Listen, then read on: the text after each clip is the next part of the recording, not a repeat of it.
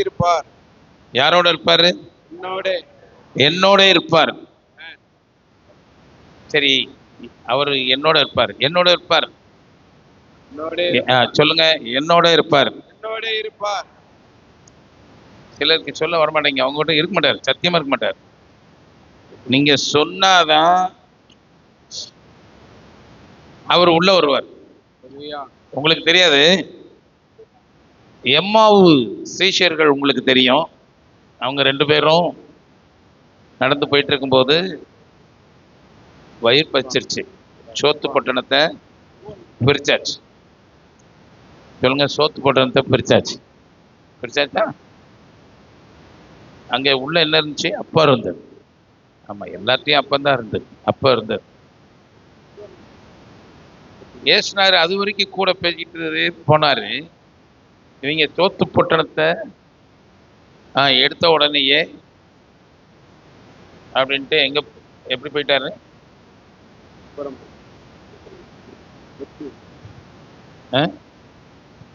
சாப்பிட்றவங்களுக்கு தொந்தரவு பண்ணலாமா? யாரையும் அவர் தொந்தரவு பண்ண மாட்டார். கூப்பிடாத வரைக்கும் உங்களை தொந்தரவே பண்ண மாட்டார். தொந்தரவு மட்டும் உங்கள்கிட்ட இருக்கும். ஆமா, நீங்க கூப்பிடாத வரைக்கும் அவர் என்ன செய்ய மாட்டாரு? உங்களை தொந்தரவே பண்ண மாட்டார். உன் தொந்தரவுலேயே நீ கடன் போயிடுவார். ஆனா என்னை நோக்கி கூப்பிடு, அல்லேலூயா, என்ன விசுவாசி, மகிமையை காண்பாய். எப்படி எப்படி விசுவாசிக்கிறது? அவர் என்னை விட்டு விலகுவதில்லை. நான் சொல்றேன், நீ கிறிஸ்தவனா இருக்கிறதுக்கு வாயை திறக்காதன்னு நீ லாயக்கு கிடையாது. வாயை திறந்து தேவனுடைய வார்த்தையை பேசாத வரைக்கும் நான் சொல்றேன், நீ தோத்து போகிற ஒரு தோத்து போகிற கிறிஸ்தவனா? தோத்து போறேன்னா நான் சொல்றேன், கண்டிப்பா தேவனுடைய வார்த்தை இல்லாத ஒரு மனுஷன் கிறிஸ்தவனா இருக்க வாய்ப்பே இல்லை. இந்த வார்த்தை இருதயத்துல இருந்தா கூட பெருசு கிடையாது, வாயில இருந்தாதான் பவர்ஃபுல்லா இருக்கும். ஹலோ, நான் சொல்றது உங்களுக்கு எல்லாம் கேக்குதா? நான் சொல்ற வார்த்தை உங்க இருதயத்துல இருந்தா கூட பெருசா என்ன செய்யாது, பலன் இல்லை. ஆனா வாயில வந்துட்டா அது ஒரு பெரிய டிக்ளரேஷன். அது அப்படியே ஆகும். அல்லேலூயா. அந்த காலத்துல சொல்லுவாங்க, அழுதுகிட்டு இருந்தாலும் உழுதுகிட்டு இருப்பாங்க. அழுதுகிட்டு இருந்தாலும் நம்ம வீட்டுல ஜனங்க அழுகிறத பார்த்துருக்கீங்களா? சின்ன பிள்ளைங்க அழுகிறத பார்த்துருக்கீங்களா? ஒரு வடைக்கு உட்காந்து அழுதுன்னு வச்சுக்கோமே, அது சும்மா அழாது.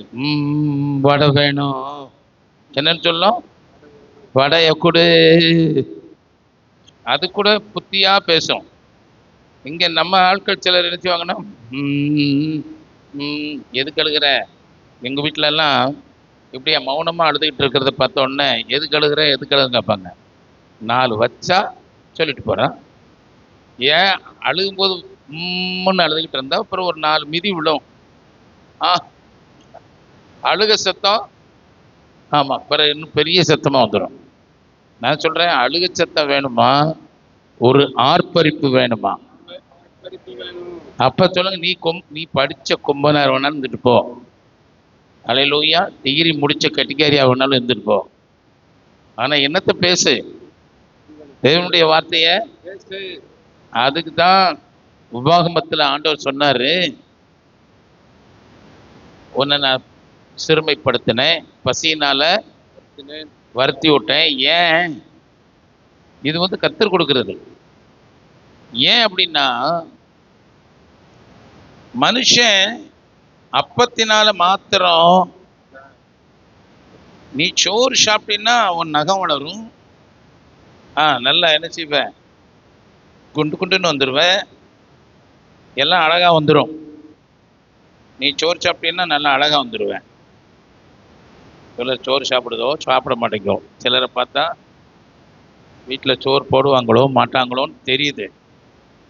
ஆமா, நானும் பார்க்குறேன். 5 வருஷமா ஒரே மாதிரி இருந்தா என்னத்துக்கு ஆறுது? ஸ்தோத்திரம். சிலது நல்லா வளர்ந்துருக்கு, புசு புசுன்னு வந்திருக்கு. நான் சொல்றேன், அது வளர்ச்சி இல்லை.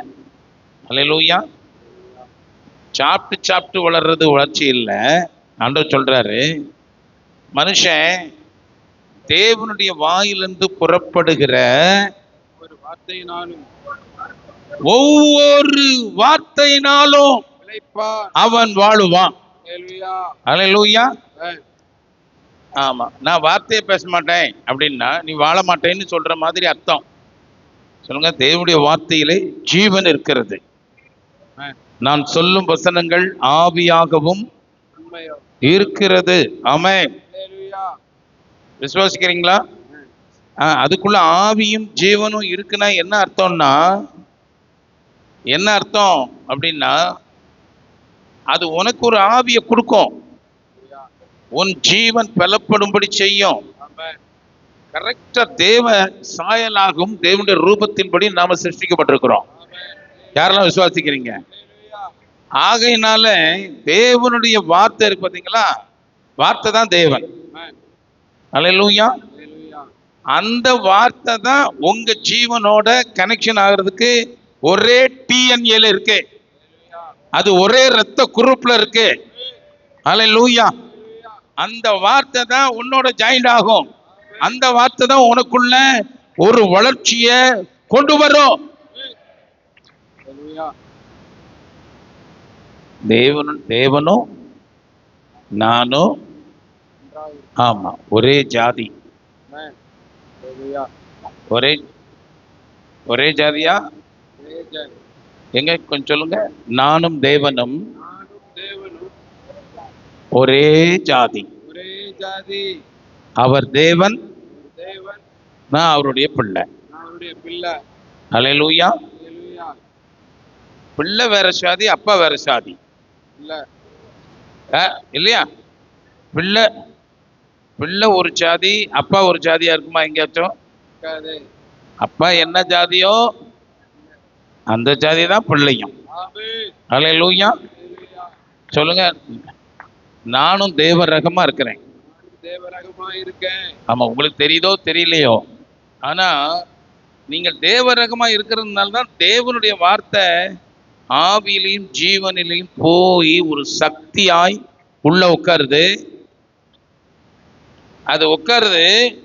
நீங்க அதை பேசும்போது தேவன் பேசின விதமாகவே வல்லமை வெளிப்படுகிறது. ஹல்லேலூயா. ஆமென். அல்லேலூயா.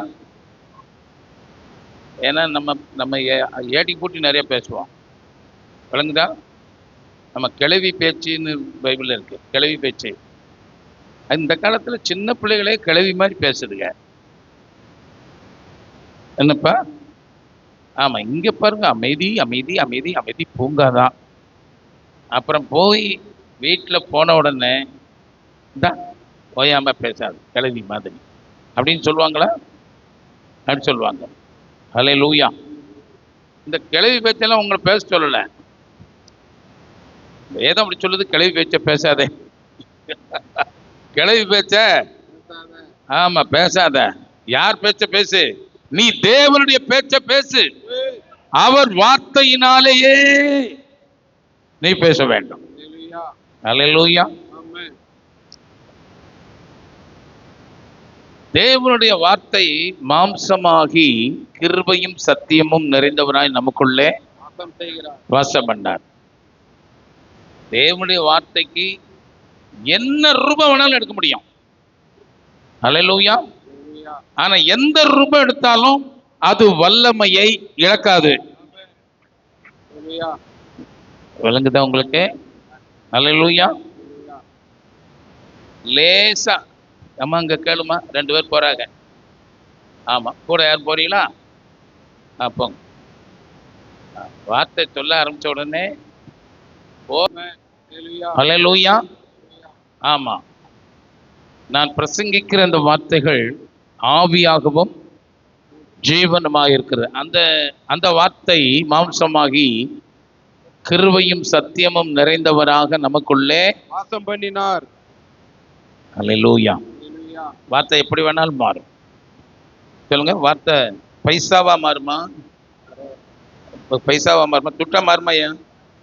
அல்லேலூயா. நான் சொல்றேன், வார்த்தை ஒரு உயிராக மாறும்போது ஒரு உயிரற்ற பொருளாகிய பணமா மாற முடியாதாம்மா? அல்லேலூயா. உயிரை காட்டலமா பணம் பெருசு. பாருங்களேன், என்ன யோசனைப்பா. நல்ல மைண்ட்ல நல்லா வச்சுக்கோங்க. ஹல்லேலூயா. இந்த தேவனுடைய வார்த்தை நீங்கள் பேசுகிற விதமாகவே அது உண்டாகும். நீங்கள் சொன்னபடியே ஆகும். ஆகும். ஹalleluya. ஆமேனா? ஆமென். அப்ப சொல்லாம இருக்கிறதுனால தான் பாடு. இருதயத்துல தேவனுடைய வார்த்தையை வச்சிருந்தா நீங்க ரட்சிக்கப்பட முடியுமா? முடியும். இருதயத்துல தேவனுடைய வார்த்தை எனக்கு இருக்கு, ரொம்ப இருக்கு. வாயினால் அறிக்கை இப்ப நான் கேட்குறேன், உங்ககிட்ட தேவனுடைய வார்த்தை இருதயத்துல இப்ப இருக்கா? ரெடி ஸ்டாக்ல இருக்கா? இல்ல வித்து தீர்ந்துருச்சா? ரெடி ஸ்டாக்ல யார்ட்டெல்லாம் தேவனுடைய வார்த்தை இருக்கு?